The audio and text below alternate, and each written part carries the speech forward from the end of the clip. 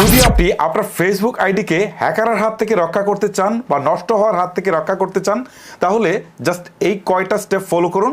তাহলে আপনার Facebook ID কখনো হ্যাকও হবে না, প্লাস নষ্টও হবে না। কোন প্রসেসগুলো কিভাবে করবেন চলুন আপনাদেরকে দেখাচ্ছি। শুরুতে আপনারা ডান পাশে থাকা ফেসবুকের প্রোফাইল আইকন বা 3 লাইন যেটাই থাকুক এখানে একটা ক্লিক করবেন।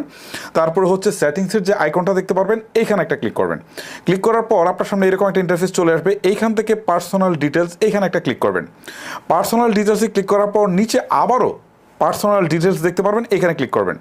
এখন দেখেন কন্ট্যাক্ট ইনফো দেখাচ্ছে, তারপর জন্ম তারিখ দেখাচ্ছে, তারপর হচ্ছে আইডেন্টিটি কনফার্মেশন দেখাচ্ছে। ওকে, সো এখান থেকে আপনার ফোন নাম্বার যেটা দিবেন সেটা সচল ফোন নাম্বার হতে হবে, কারণ এখানে যেন কোড পাঠাইলে সেটা যেন যায়।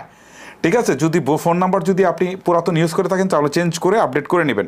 সো কন্ট্যাক্ট ইনফোতে ক্লিক করবেন। ক্লিক করার পর একটা ফোন নাম্বার আছে, আপনি চাইলে আরও একটা যুক্ত করতে পারেন।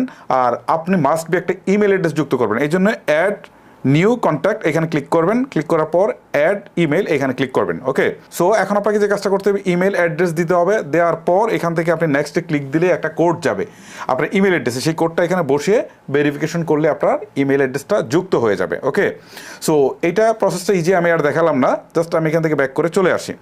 এইভাবে আপনার ফোন নাম্বারটাও চাইলে চেঞ্জ করতে পারেন। ওকে, আমি ব্যাক করে চলে আসি।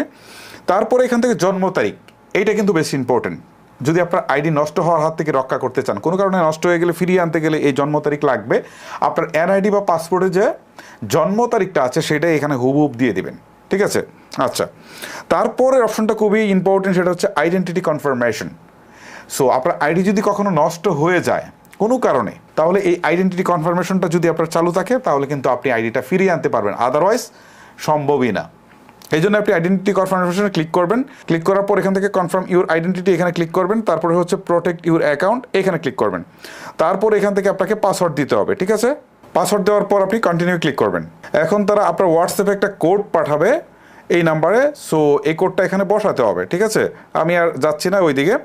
সো এখানে কোডটা বসানোর পরে আপনার হচ্ছে যদি পাসপোর্ট দিয়ে করতে চান তাহলে পাসপোর্ট, মানে আপনি যদি এনআইডি দিয়ে করতে চান তাহলে এনআইডি সামনে পিছনে দুই দিকের ছবি তুলতে হবে। পাসপোর্ট দিয়ে করলে পাসপোর্টের ছবি তুলে সাবমিট করতে হবে।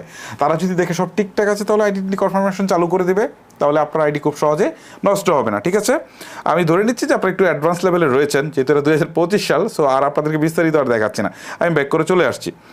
এখান থেকে আমার 2টা বা 3টা কাজ কিন্তু হয়ে গেল। তারপরে দেখেন এখান থেকে পাসওয়ার্ড অ্যান্ড সিকিউরিটি নামে একটা অপশন রয়েছে। আমি ব্যাকে আসার পর পাসওয়ার্ড অ্যান্ড সিকিউরিটিতে যাবেন। চেঞ্জ পাসওয়ার্ড, এখানে আপনারা পাসওয়ার্ডটাকে চেঞ্জ করবেন। কেন চেঞ্জ করবেন? একটা স্ট্রং পাসওয়ার্ড দিতে হবে। যদি আপনারা ইজি পাসওয়ার্ড দিয়ে থাকেন, ফোন নাম্বার দিয়ে থাকেন অথবা নিজের নাম দিয়ে 1 2 3 দিয়ে থাকেন এই টাইপের, তাহলে কিন্তু হ্যাকার খুব সহজে হ্যাক করে ফেলতে পারে। এবং স্ট্রং পাসওয়ার্ডটা কীভাবে দিতে হয়, ধরেন কিছু স্মল লেটার দিবেন, কিছু ক্যাপিটাল লেটার দিবেন, কিছু বিভিন্ন নাম্বার দিবেন, যেমন 1 2 3 6 7 8 এই টাইপের কয়েকটা নাম্বার দিবেন, বিভিন্ন চিহ্ন দিবেন সাংস্কৃতিক, যেমন @, হ্যাশ, তারপর হচ্ছে স্টার, এই টাইপের বিভিন্ন সাংস্কৃতিক চিহ্ন ব্যবহার করে 8 ডিজিটের মিনিমাম পাসওয়ার্ড দিবেন, তাহলে এটা স্ট্রং হবে। এই পাসওয়ার্ড হ্যাকার সহজেই হ্যাক করতে পারবে না। তারপরে অপশনটা সবচেয়ে বেশি ইম্পর্টেন্ট, সেটা হচ্ছে 2 ফ্যাক্টর অথেন্টিকেশন। এখানে আপনারা ক্লিক দেবেন। দেওয়ার পর আবার আগের মতো বাকি স্টেপগুলো ফলো করবেন।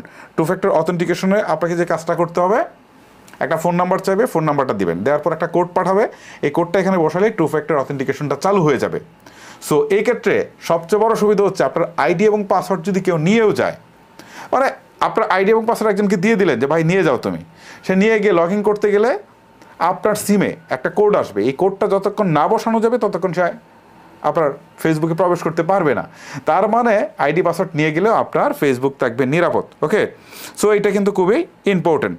তারপর দেখেন এখানে আরও একটা অপশন রয়েছে, সেটা হচ্ছে আপনার লগিং অ্যালার্টস। ঠিক আছে, এখানে ক্লিক দিবেন। দেওয়ার পর এই লগিং অ্যালার্টস অপশনটুকু আপনারা এই যে এটা চালু করা আছে, এটা বন্ধ করা থাকলে এটা চালু করে দিবেন। ওকে, সো এই কয়টা সেটিংস যদি আপনারা আপাতত করে রাখেন, ঠিক আছে, তাহলে আপনার ফেসবুক আইডি কিন্তু খুব সহজেই নষ্ট হবে না। ওকে, আর একটা জিনিস আপনাদেরকে আরেকবার বলি, সেটা হচ্ছে এই যে পাসওয়ার্ড অ্যান্ড সিকিউরিটিতে যাওয়ার পর এখান থেকে আবার হচ্ছে পাসওয়ার্ড অ্যান্ড সিকিউরিটিতে যাবেন। যাওয়ার পর এই 2 ফ্যাক্টর অথেন্টিকেশনটা যখন চালু করবেন, এটার মধ্যে যাওয়ার পর কিছু সিকিউরিটি কোড আপনারা দেখতে পারবেন। সেই সিকিউরিটি কোডগুলো লিখে রাখবেন।